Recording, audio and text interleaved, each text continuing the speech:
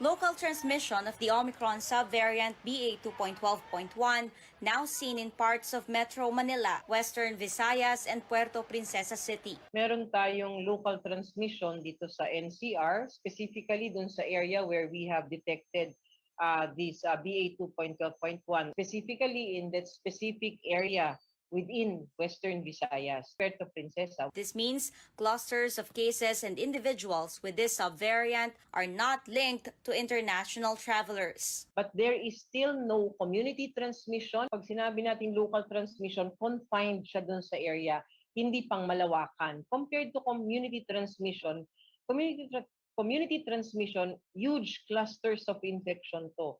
Marami ng mga cluster ng infection, tapos hindi mo na makita yung link ng bawat isang kaso sa isa't isa. The latest, 2 cases from Iloilo City and a returning Filipino from abroad currently living in Western Visayas. Among earlier reported 11 foreigners in Puerto Princesa City, but health officials say they're local cases, citing they more likely got infected here in the country. This is a local case. So even though they were foreigners, they had been here that time that they got sick, and when we tried to trace, mukhang local po ang source of infection.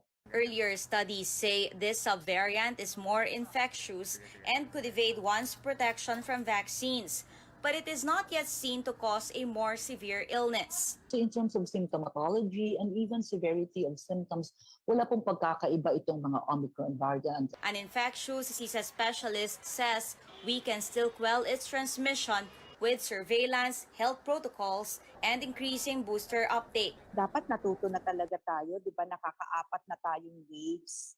And ganito nagsisimula yung mga nakikita natin yung nakaraan eh. Hindi na dapat antayin na dumami ng husto yung kaso. Kailangan ituloy natin itong aktibong pagmamatyag at pagmamonitor kung meron pang further na makikita dito sa mga subvariants na ito and may further transmission. So we have recommended the preference for us right now for laboratory test would be RT-PCR because it's only RT-PCR na pwede tayong gumawa ng genome sequencing. Health officials not dismissing the possibility of more cases of the subvariant, as only a small portion of weekly COVID-19 cases are checked for variants because cases are low and many positives are below the needed viral load for testing. Caroline Bongkin, CNN Philippines. The struggle continues for health officials with almost 2 million Moderna COVID-19 shots expiring this month. Health Undersecretary Mirna Cabutahe says these should be used as first booster doses. The expiring Moderna vaccines account for 2% of the total wastage. Foreign Affairs Chief Teodoro Locsin Jr. says the government should instead donate these doses to neighboring countries like Myanmar, which is dealing with rising cases. Locsin said the Kingdom of Bahrain will donate 590,000 COVID-19 doses to the Philippines. Among these, 430,000 Sinopharm shots and 80,000 Pfizer doses each for children and adults. Locsin asked the government to consider purchasing more vaccines for children.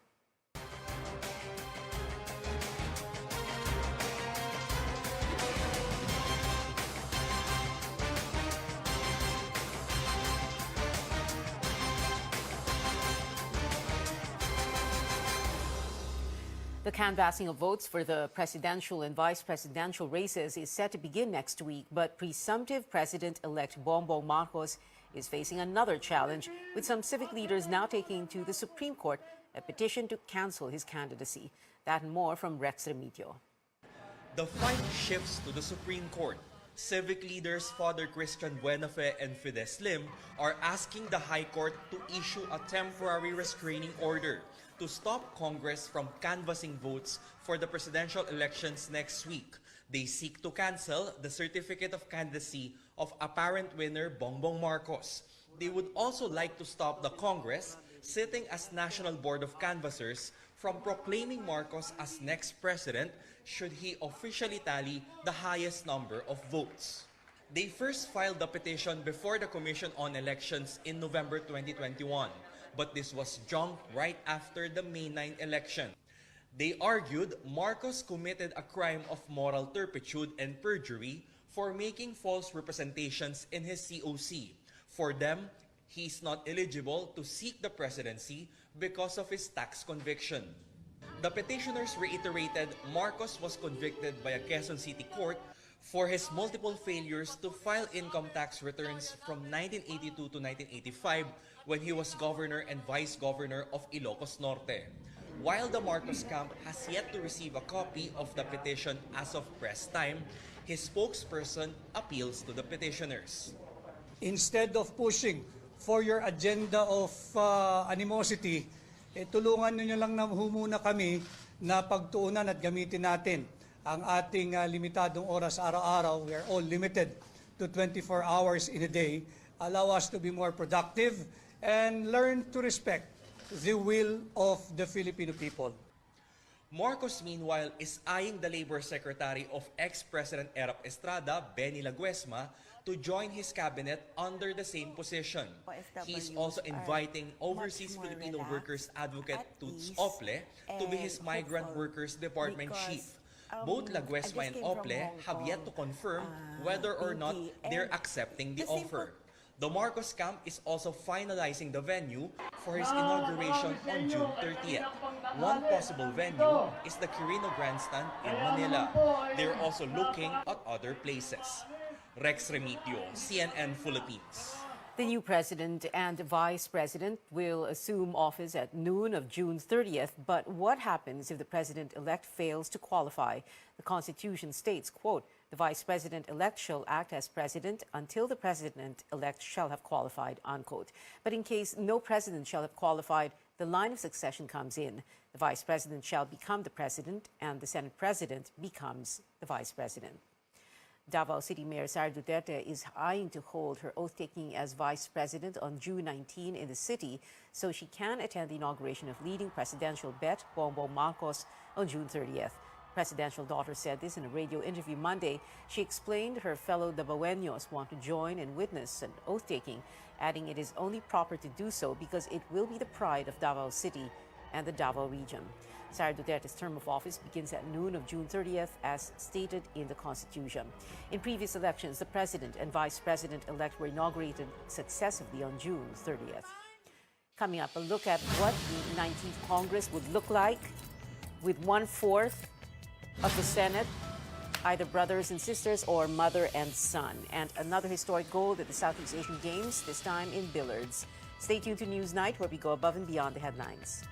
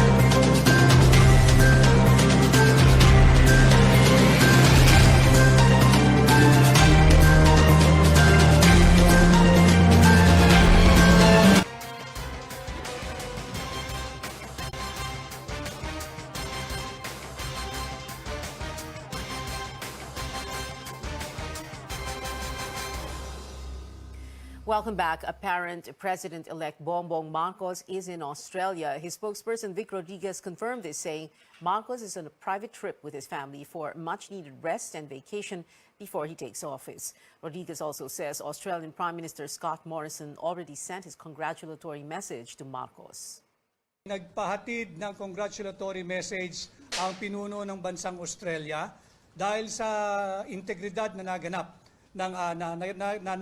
sa ating halalan nung nakaraang Lunes. And of course, he affirmed yung kanilang gobyernong patuloy na mainit at close interaction at pakikipag-ugnayan sa pamahalaan ng Republika ng Pilipinas. Marcos's flight to Australia was kept under wraps, but a group of Filipinos in Melbourne gave him what they say was a warm reception of protests. Photographs from Anak Bayan Melbourne show protesters holding placards outside a building where Marcos and his family are supposedly staying.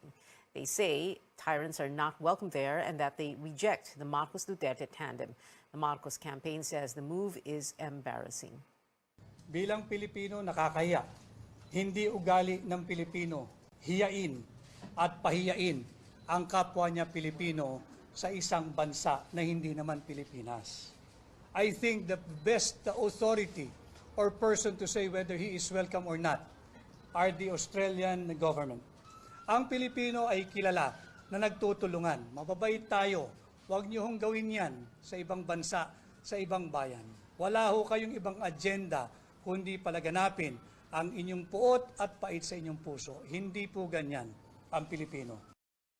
Rodriguez says Marcos is expected to return on Thursday. It is all systems go for the proclamation of winning senators tomorrow. The Commission on Elections will tighten security protocols as it invited 5 of the country's highest-ranking officials to the event. Melissa Lopez joins us live on the command center in Pasay. Mel, what can we expect tomorrow?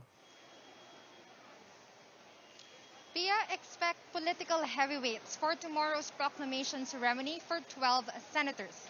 Apart from the winning candidates, COMELEC also invited President Rodrigo Duterte, Vice President Leni Robredo, Senate President Tito Soto, House Speaker Lord Alan Velasco, and Chief Justice Alexander Gesmundo to personally witness the proclamation of the top 12 senatorial bets based on the COMELEC's official tally of votes. Based on the latest official count, actor Robin Padilla cornered the #1 spot with 26.61 million votes, followed by Loren Legarda at 24.26 million and Raffy Tulfo with 23.39 million votes.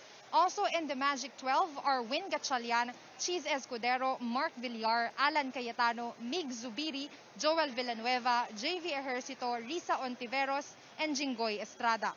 The National Board of Canvassers has ruled that they can now proclaim winning senators by rank, as the remaining votes to be canvassed will no longer change the ranking from 1st to 12th. COMELEC staff are celebrating behind us for almost finishing the count. The tally excludes some 600,000 votes from Lanao del Sur, the only count not yet transmitted, as 14 barangays will hold special elections next week. But again, these numbers will not change the names in the Magic 12. Estrada, who is ranked 12th, has a nearly 2 million lead from the 13th placer, former Vice President Jejomar Binay. COMELEC's audit group also corrected discrepancies in the count for Senate and party list bets discovered in the manually prepared certificates of canvass. Commissioner George Garcia says the variances are small. It's usually 1 or 5 votes, but for some senatorial bets, the difference reached 1,000 votes. Just the same, discrepancy pa rin yun. Ang usual na process natin dyan, nire-refer lahat yan sa Law Department for proper investigation. Kasi we have to determine din kung talaga namang naantok lang o baka intentional. The decorations are ready here at the PICC Forum tent for tomorrow's ceremony. The red carpet will be unrolled at 4 in the afternoon.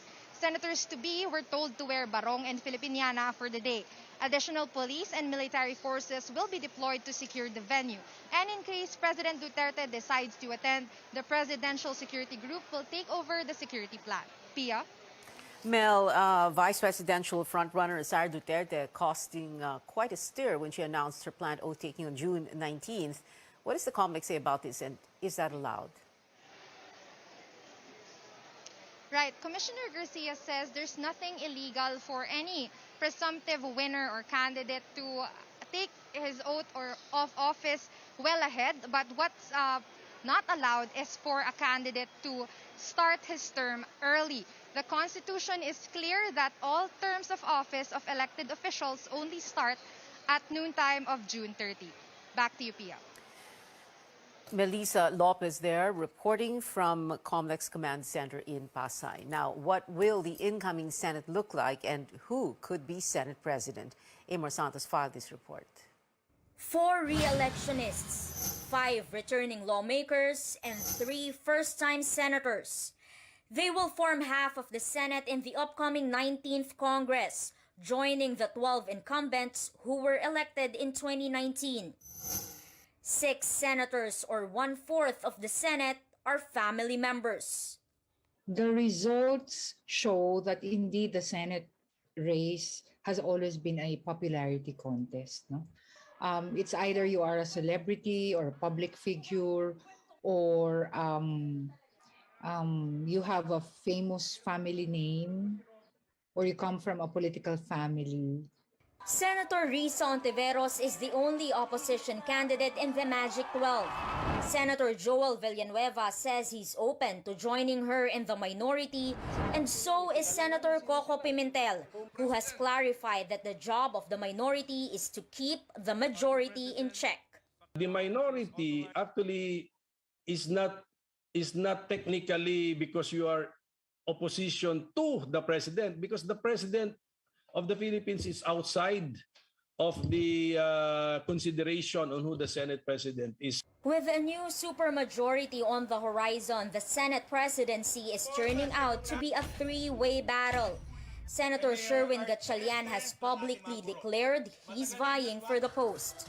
I'm courting our colleagues and asking for their support. Senate Majority Leader Mig Subiri and Senator Cynthia Villar said it's too early to talk about the change in leadership, with Senate President Tito Soto ending his term as senator on June 30. But Senator Sonny Angara has confirmed to CNN Philippines that both Villar and Zubiri have reached out to him. He's hoping they can forge an agreement. For Soto, his successor should master Senate rules and procedures, maintain the unity and independence of the chamber, and exhibit good work ethics.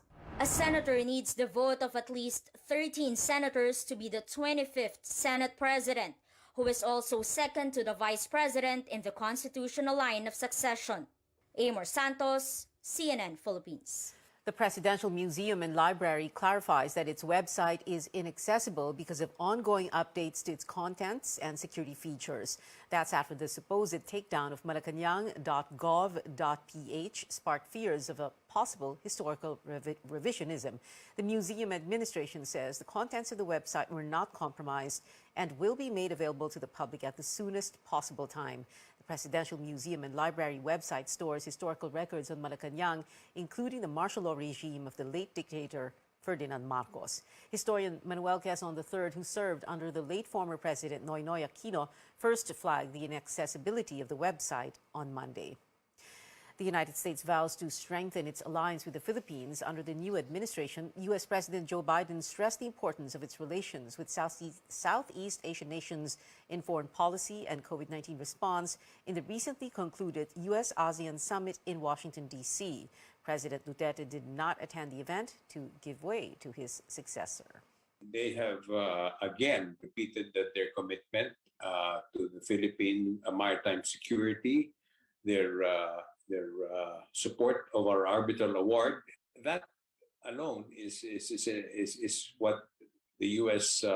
sees as the important relation alliance that they have with the Philippines, the importance that they give us. And of course, economic recovery is another thing that they have promised to help the Philippines. And one other major aspect that I think was discussed thoroughly here is climate change. Biden said he was looking forward to working with presumptive President Marcos, whose family is facing a standing court order in the U.S.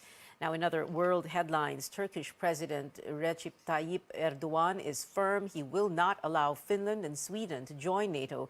Erdogan has accused both countries of housing Kurdish terrorist organizations. He said Finland and Sweden should not bother convincing him to approve their NATO membership. Admitting new states into the U.S.-led military alliance requires the unanimous decision of all 30 members. Sweden has signed an application declaring its intention to join NATO on Tuesday. While countries hope to increase security because of Russian aggression, Ukrainian forces have ended their combat mission in Mariupol. This likely marks the end of the deadly 82-day battle in the besieged city, which has become a symbol of Ukrainian resistance. Over 200 people were evacuated from the Azovstal steelworks plant in Mariupol. 53 were injured and rushed to the hospital. Some Ukrainian fighters remain at the plant. Back here at home, Petron Corporation is confident it can top its pre-pandemic performance as it swings back to profit in 2021. Petron posted a full-year profit of 6.14 billion pesos last year, reversing the net loss of 11.4 billion in 2020. The oil company was able to sustain the momentum in the first 3 months of this year. The figures come on the back of strong oil prices and improved demand amid eased COVID restrictions. Straight ahead on Newsnight, a legendary K-pop group is making a comeback, and more gold medals for Team Philippines at this year's Southeast Asian Games in Hanoi. Keep it here on CNN Philippines.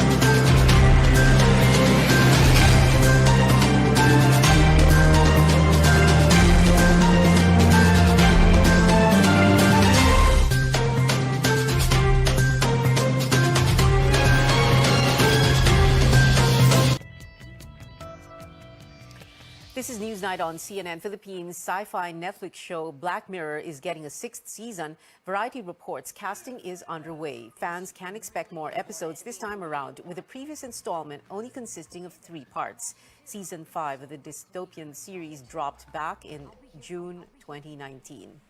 Some long-awaited news for fans of Girls' Generation. The legendary K-pop group will release a new album this August. All 8 members are participating in the new record, celebrating their 15th anniversary.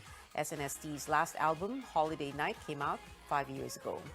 In Vietnam, it's an all-Filipino final in the Southeast Asian Games Billiards Men 9-ball pool singles event. Carlo Biado and John Chua won in their semi-final competitions today, securing them both at least a silver medal. This means the country is set to bag both the silver and the gold in the category. But the country officially captured its first gold in billiards today, courtesy of defending champ Rubilen Amit. This marks her 5th gold medal finish in women's 9-ball singles. And Pinoy billiards icon Efren Bata Reyes is taking home at least a bronze after making it to the Carom singles semis.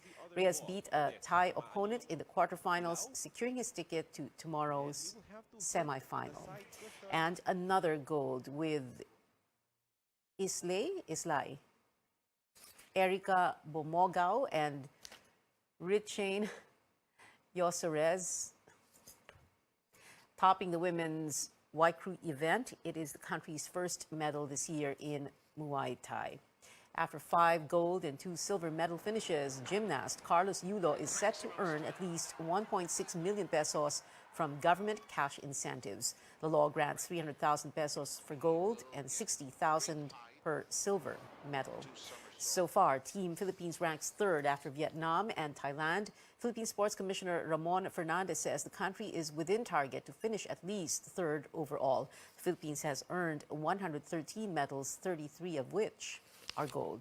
And that is it for now. Join me again on News.ph at 7 p.m. and on Politics as usual at 8:30. I'm Pio Honteveros for Newsnight, where we go above and beyond the headlines.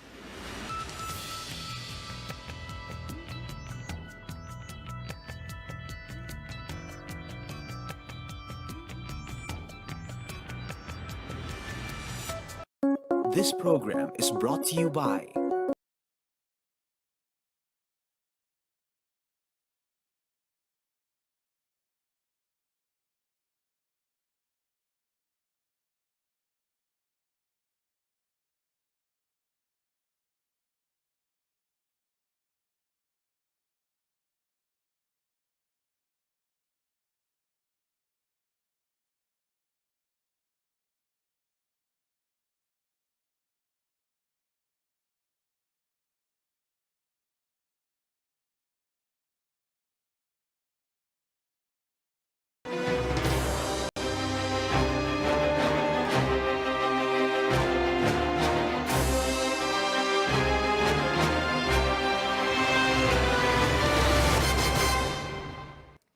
As the campaign period enters the final stretch, we speak to party list groups seeking seats in the next Congress. Up next is a party list which vows to help tricycle drivers and operators in the country.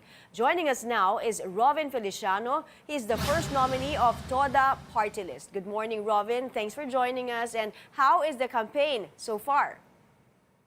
Good morning sa lahat ng mga listeners and viewers natin. Siyempre sa Up Close, no? Ito po isang opportunity for TODA party list na makasama ngayon this morning. Okay naman po, kaya medyo paubos na yung boses dahil palapit na rin po ang tapos ng campaign period. So medyo naubos na rin yung boses natin. So you have held consultations with different tricycle groups across the country. So from these consultations, ano po ang pinaka-mahalaga sa kanila na mabigyang pansin? Ms. Maya, alam niyo naman, hindi lingid sa ating lahat na yung patuloy na pagtaas ng presyo ng gasolina, ito yung talagang nagpapahirap sa mga tricycle drivers dahil hindi naman po basta-basta tumataas yung presyo ng pamasahe. So talagang ang panawagan ng mga tricycle drivers natin sa buong Pilipinas ay mapabilis po ang pagre-release ng fuel subsidy. Kamakailan lamang po may isang department memorandum ang DILG dated April 19, 2022 na pinapalawig or ine-extend yung deadline na submission ng mga local government natin ng mga listahan ng mga eligible tricycle drivers for the fuel subsidy or dun sa Pantawid Pasada program. So hanggang binibigyan sila hanggang Friday, April 29. So ang panawagan natin sa mga local government unit, siguraduhin po nila na nasumitin natin sa Department of Interior and Local Government ang listahan ng mga tricycle drivers dahil alam po natin mahigit 2 buwan na po ang tuloy-tuloy na pagtaas ng presyo ng gasolina kung kaya't hirap na po ang ating mga tricycle drivers at ang opportunity sa atin ay magkaroon na lamang po ng fuel subsidy para ma-address natin yung urgent na problema sa pagtaas ng presyo ng gasolina. Ngayon po, nasabi nyo lang, may big time oil price hike na naman today. So lahat naman talagang apektado sa pagtaas ng gasolina. So ano pa po ang mga concerns ng ating mga tricycle drivers and operators at paano nyo po i-address ito? Alam niyo po, siyempre nandyan yung problema sa kakulangan sa mga batas na nagpoproteksyon sa kanila. Kaya gusto ng TODA Party List na isulong natin ang Magna Carta for Tricycle Drivers and Operators. Ito po yung mga karapatan at pribileyo para sa sektor nila. Kabilang na po dyan yung full scholarship ng anak ng tricycle driver. Pag sinabi natin full scholarship, hindi lang po ito libreng tuition fee. Bagkus may allowance dahil alam niyo po ang isang tricycle driver, kumikita lamang po ng 200 hanggang 300 piso kada araw. Sa pamilya po hindi sasapat para pakainin ito, lalo tigit kung pag-aralin pa to. Hindi sila makakalabas sa cycle of poverty kung wala isa sa pamilya nila ang makakatapos sa pag-aaral at magkakaroon ng chance na magkaroon ng ibang karir, no? At magkaroon ng tulong sa kanila. Pangalawa po, ang pagkakaroon ng legal aid, no? Libreng abogado para sa mga tricycle drivers natin dahil malapit po sila sa aksidente. Minsan ay naabuso rin ng ilang mga abusadong enforcer kung kaya't kinakailangan ng abogado na makikipaglaban para sa kanilang karapatan at karapatang legal. Third po is yung pagkakaroon ng social benefits, no?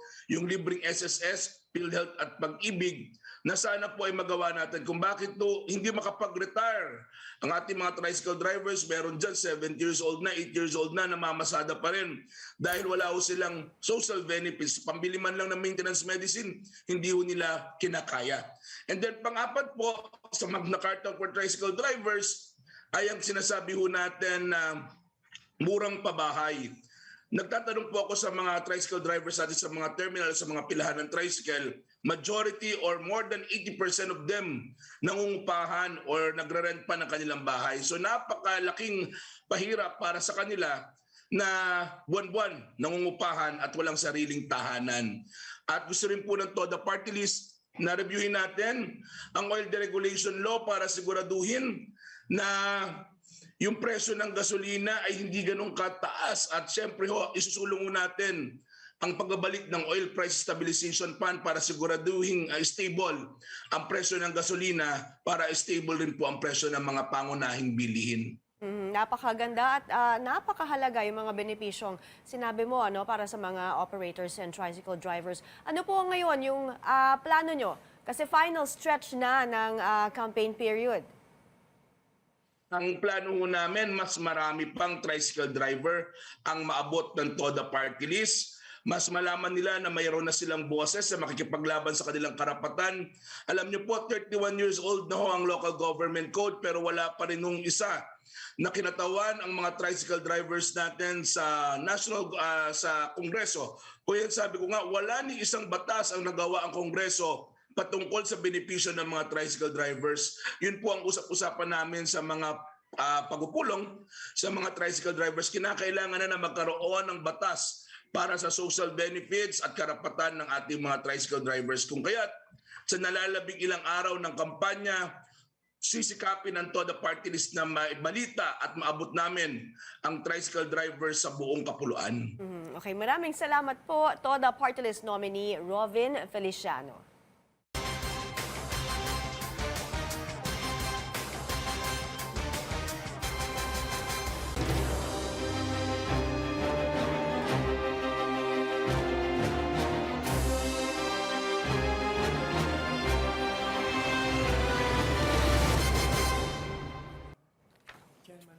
14 na araw na lang bago mag-eleksyon, busisiin din natin ang mga pagpipilian naman sa party list elections. Ngayong hapon, kausapin natin ang mga grupong kumakatawan sa mga senior citizen.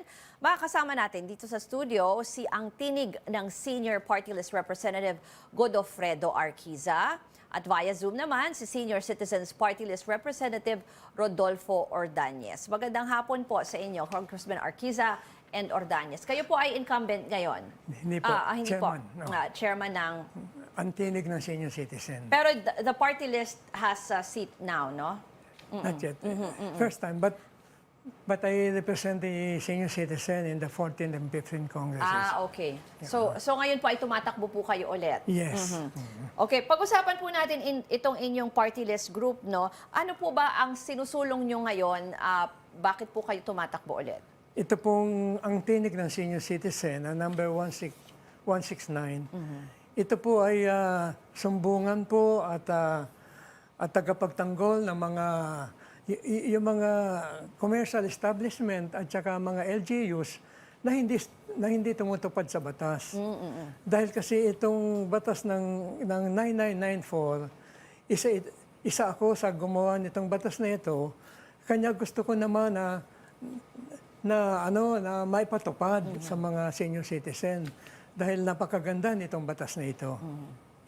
Puntahan naman natin si Representative Ordañez. He joins us via Zoom. Good afternoon, sir. Opo. Go ahead. Ano po ang... same question po for you.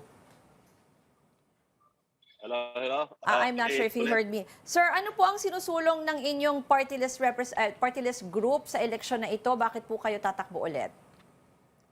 Ang sinusulong po natin para sa lahat ng kapakanan at mga karapatan ng ating mga senior citizens. Una-una po, ang ating isusulong. Ngayon po, nakapagsampa tayo ng 5 House bills na tapos po sa Kongreso, nasa Senado na ngayon. Yung ating social pension po na from 500 to 1,000 monthly. Pangalawa po, yung elderly voting na ating mga senior citizens, wherein 1 week before election, pwedeng bumoto ang mga senior citizens. Pangatlo po, na naisampa sa Senado, yung ating Geriatric Act na kung saan magpapatayo po tayo ng mga hospital para sa mga senior citizens, para lahat po ng region, lahat ng provinces, magpapatayo tayo ng geriatric hospital para sa senior citizens. At pinaka-importante po yung pong ating Centenarian Act na nasa Senado na rin, na magbibigay ng 25,000 pesos sa bawat senior citizens upon reaching the age of 80, 85, 90, and 95 years old. And meron po tayong bonus pagdating po ng senior citizens, umabot po ng 101 years old, meron pong bonus na 1 million. Yun po yung ating nagawa sa Kongreso. Sa data niyo po ba ngayon? Nasa Senado na. Nainteresado lang ako dito. Sa data niyo po ba ngayon, ilan na ang umabot sa 100 years old dito sa natin, sa mga seniors po natin? Wala po tayong data kasi nasa DSWD po yan. Okay. Sige. Balikan ko lang dito si Mr. Arquiza nandito sa studio.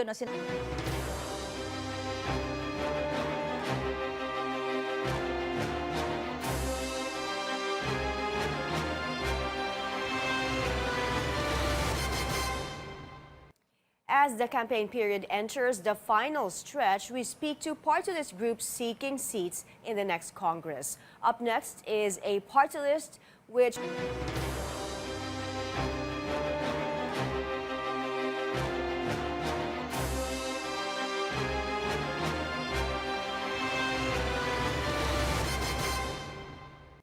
As the campaign period enters the final stretch, we speak to party list groups seeking seats in the next Congress. Up next is a party list which vows to help tricycle drivers and operators in the country. Joining us now is Robin Feliciano. He's the first nominee of TODA Party List. Good morning, Robin. Thanks for joining us. And how is the campaign so far?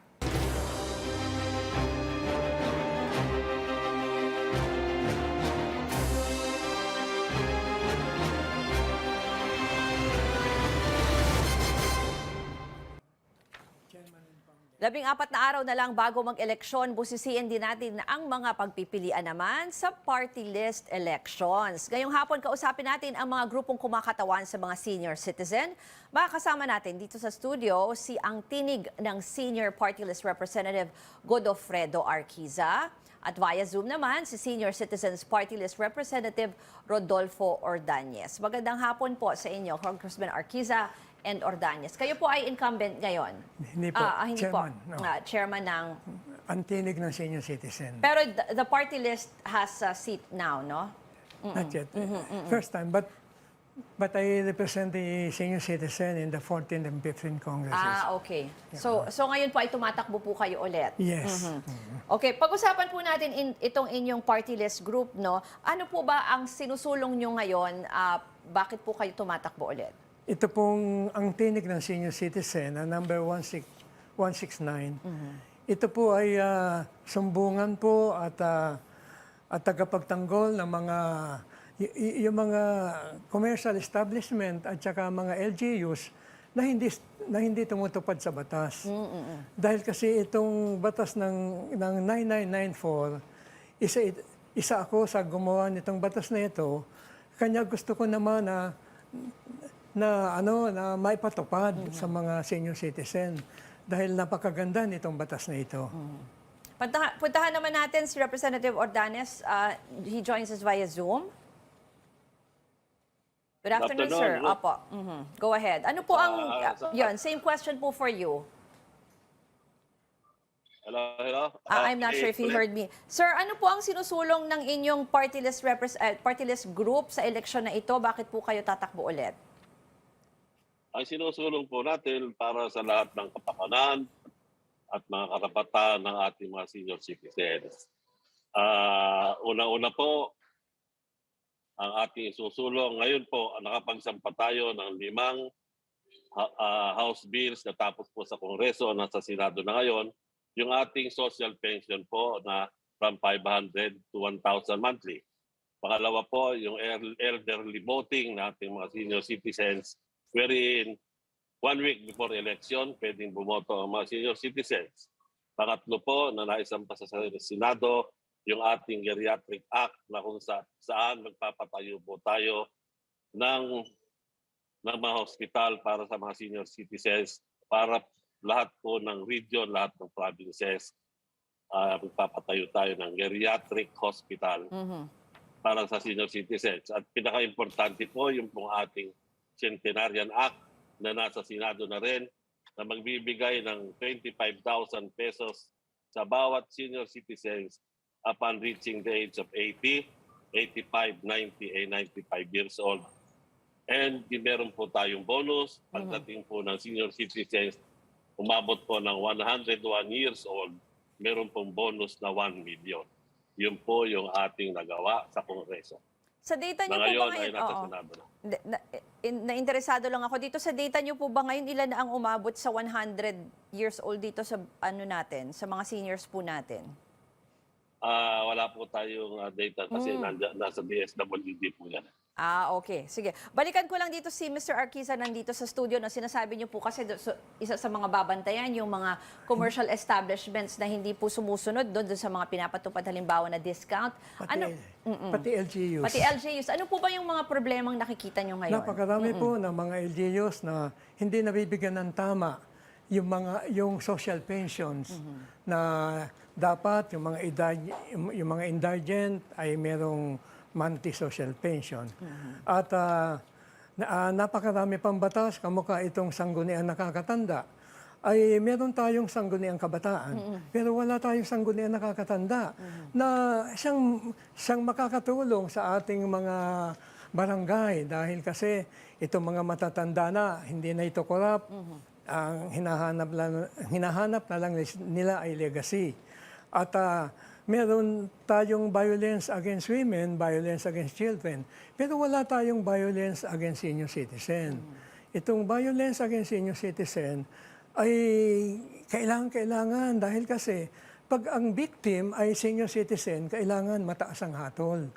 Dahil kasi hindi ka na makatakbo pag hinold up ka. At saka meron akong isang batas na napakaganda, yung elder abuse. Itong elder abuse ay merong 4 na category. Unang-una, psychological and emotional abuse. Yung mga anak, apo, pag matanda na yung magulang, hindi na pinapansin. Inuutusan. Yung pangalawa ay yung right abuse. Maraming matanda na biyuda, gusto pang mag-asawa, ayaw ng mga anak. Pinipigilan ng mga anak. Siguro nasa isip nila, baka makahati pa nila sa mana.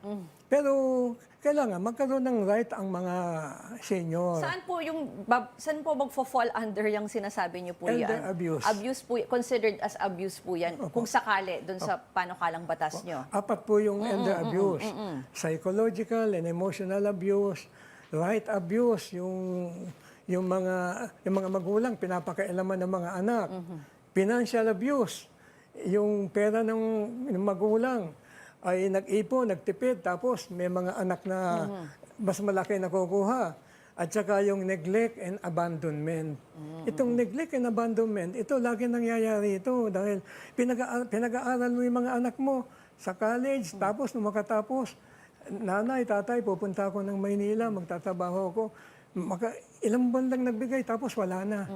Dapat magkaroon ng rights ang mga seniors, ang mga nanay, tatay, para yung kanilang pinaghirapan na pinag-aral magkaroon ng batas para doon. Mr. Arquiza, ngayon pong pandemic, medyo parang na-highlight din ho talaga yung plight ng senior citizens. Opo. Halimbawa, di ba, yung mga ayuda, yung mga ganyan po. And then even yung movement po, di ba, parang laging pinagbabawalan yung seniors na, Yes, na lumabas. Pero dati na po bang problema yung mga ganyan? Halimbawa, even for yung restriction sa movement, even for yung mga jobs, parang hindi po ata masyado. Pero may batas na po dyan, di ba po, na pwede naman po kayo magtrabaho kung kaya pa, ganun po. In terms of that, paano nyo po isusulong yung related nitong measures? pandemic, ni-restrict ng gobyerno yung mga 65 up, hindi pinapalabas ng bahay.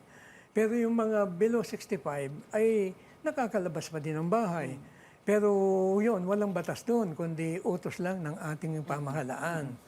Kanya nga, yung iba kasi nagtatrabaho pa po, tapos hindi rin makalabas. Opo. Pero later on, pinayagan naman nila. Oo, pinayagan. Kamukha nga ako, as lawyer, ay yung aming MCLE ay deadline na sa 22. Kanya nga, nakaraan na. Meron kami restriction. Paano kami makaka-attend sa mga MCLE na seminars? Kanya nga may sulat ako sa ating IBP na sana extend sa mga seniors na 70 above.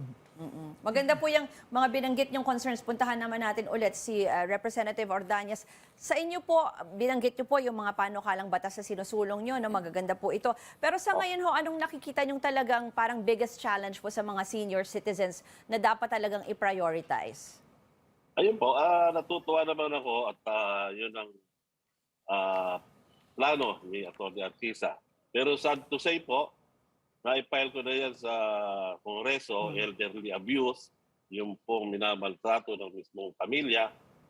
Na-file ko na rin sa Kongreso, meron tayong House Bill, yung pong sangguniang senior citizens or sangguniang nakakatanda. Meron na po akong House Bill dyan sa binabanggit niya na yan. Doon po sa mga senior citizens na gusto pang magtrabaho, meron na rin po tayong House Bill dyan, yung elderly employment. Yung pong binabanggit ni Atty. Arquiza, nagawa ko na po yan sa Kongreso. At regarding naman po doon sa sinasabi niyang social pension, ang social pension po, sa national po yan.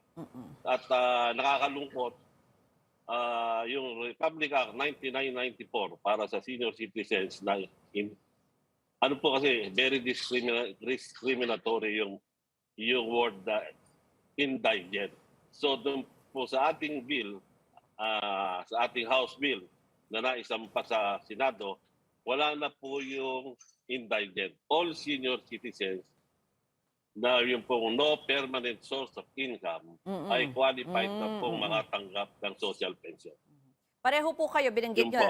halimbawa yung sinasabi ni Mr. Arquiza no, na may mga bills din siya na isusulong and kayo rin sabi nyo na file na po yan.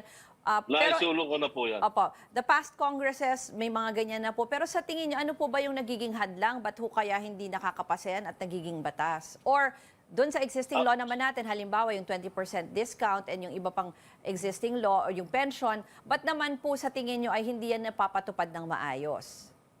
Actually, Ruth, to tell you frankly, ako ay 1 year and 6 months pa lang naging congressman.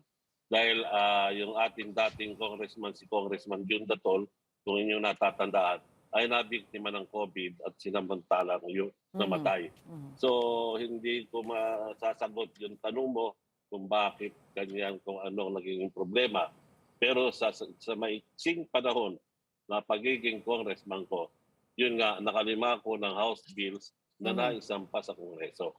At sinisigurado ko naman po sa ating mga senior citizens, lahat po ng inyong karapatan, lahat na ikabubuti para sa ating mga senior citizens, yan po ang aking plano. Si Atty. Arquiza, Marami po tayo susulong. si Atty. Arquiza gusto atang mag-respond. Opo. Yung mga binanggit niyang House Bill niya ngayon, ay House Bill ko yan nung ako'y nakaupo. Lahat yan. Dahil kasi, pinag-aralan ko yan dahil nung pag-upo ko, 4 na taon lang ako, 2 batas ang naipasa ko. Unang-una, yung 20% discount na lahat ng mayaman at mahirap, ginagamit yon. Kanya gusto ko, ipagtanggol yung mga hindi sumusunod doon sa batas na yon ay pagtanggol namin at dahil yung batas maganda merong lugar, isang bayan diyan sa Bulacan, tatatlo lang ang kumukuha ng social pension. Ngayon gusto ko itaas siya ng 2,000. Bakit? Yung batas nakalagay diyan, every 2 years the social pensions shall be revisited. 2 years, every 2 years. Ngayon, 12 years na. Walang nagsusulong. Yung haling term ko kasi ay 2013. Natigil na ako noong 2013. Hindi ko alam kung bakit. Walang batas na nangyari. Puro House Bill lang, House Bill. Yung tinatanong ko po na ano kaya yung halimbawa in terms of implementation, the Opo. simple issue na sinasabi nyo na yung 20% discount, ba't po kaya hindi siya napapatupad ng maayos or baka hindi na isusumbong or hindi po na ire-report? May mekanismo po for that? Kulang nga po ng sumbungan.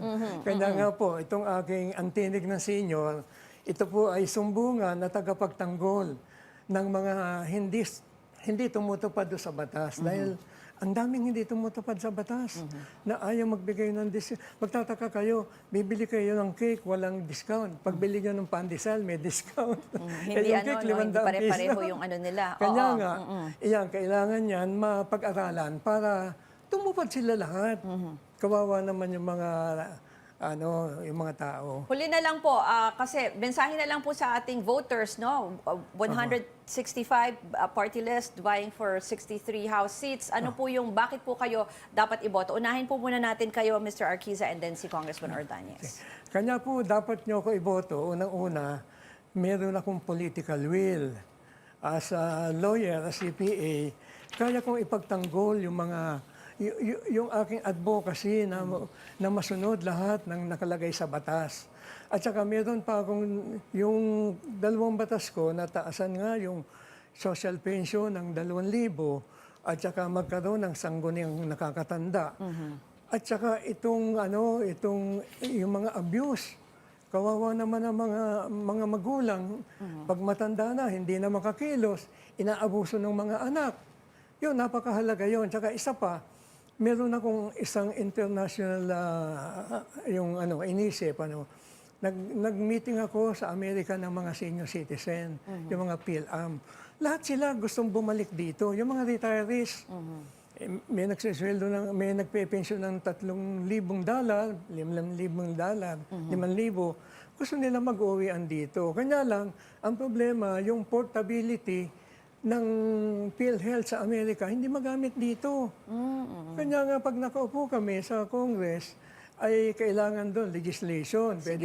Kumausap ako ng congressman sa Amerika at saka Para senator. mapagtugma po. Oo. Para mapagtugma.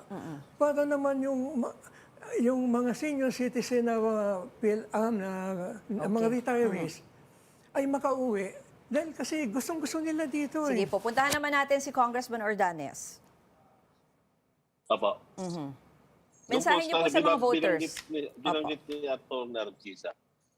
14 and 15 Congress, siya yung naging congressman. Ba't hindi niya natapos yung sinasabi niyang mga bills na to? At kaya ako gusto kong bumalik sa Kongreso, maipagpatuloy ko yung naiwanan kong House Bill. Like revaccination, immunization, ito yung anti-COVID, anti-pneumonia, anti-flu.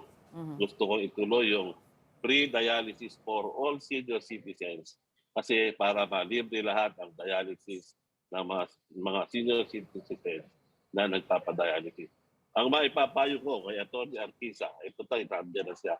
Ayusin niyo muna po yung denial ng COMELEC sa inyong petition for registration bago tayo mangampanya. Yun lang po. Sir, okay, this is a venue sana na for you to to iharap po sa publiko ang inyong platforms, but this is yung mga ganyang sagot ay siguro po ay sa ibang venue na lang mapag-usapan. Anyway, thank you for giving us your views and introducing your groups to us. Godofredo Arquiza ng Ang Tinig ng Seniors at Rodolfo Ordanes, Senior Citizens Party List.